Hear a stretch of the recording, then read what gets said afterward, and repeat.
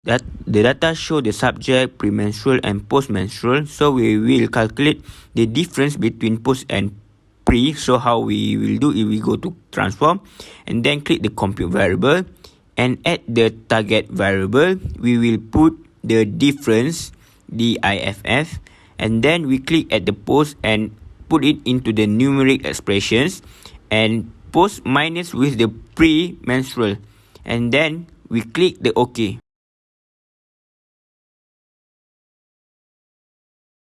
Then we minimize the taskbar. So from the data we can see this is the difference between the post and premenstruals. Now we will find if this is the normal distribution or not. So we go to the analyze and then go to descriptive statistic and then go to the explore. Then we choose the difference and put it on the dependent list. And then we click the plots and we choose only histogram and the normality plot with the test, and then we click the continue, then OK.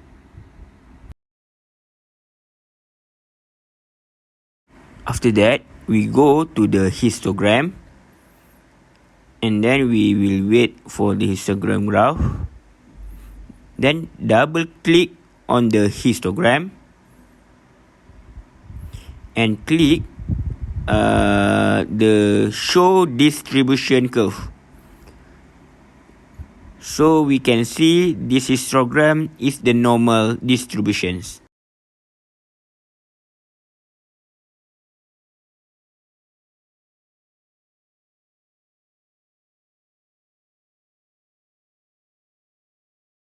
The graph that you see in the histogram is the normal graph.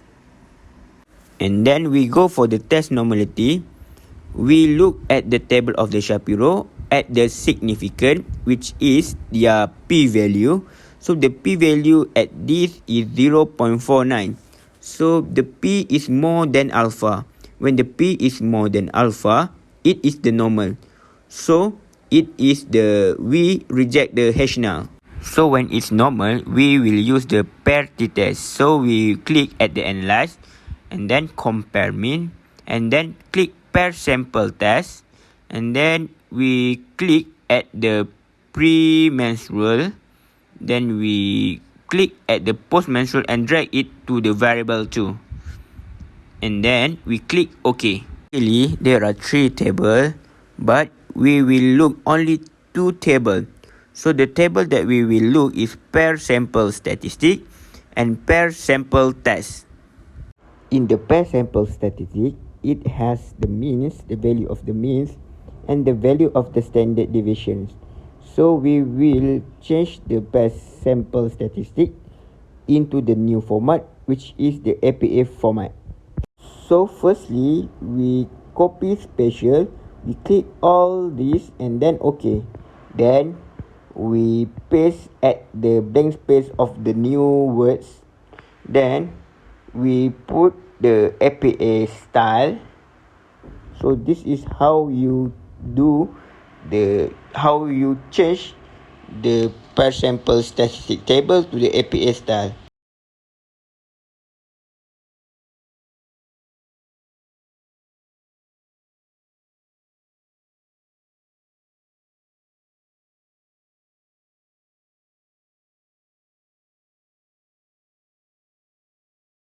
The value of mean at the APA format we refer to the pair sample statistic. Basically, the mean and the standard deviations value we will combine with at the same column.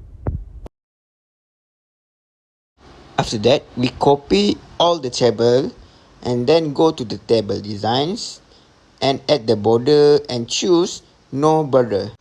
And then we click at the top of the table, and again we go to the border and we will click at the top border, and then we go to the bottom of the border.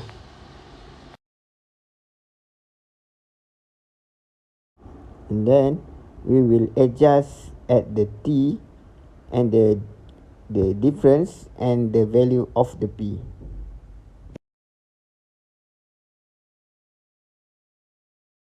And lastly, we will copy at the bottom of the table and then click the bottom of the border.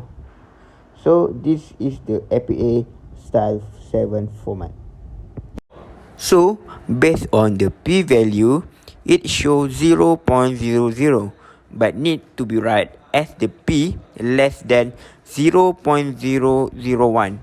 The p-value are too small, so the p is less than alpha. So we can conclude that it reject the H null. It means the H alternative, there is a significant difference for the daily energy intake between pre and the post.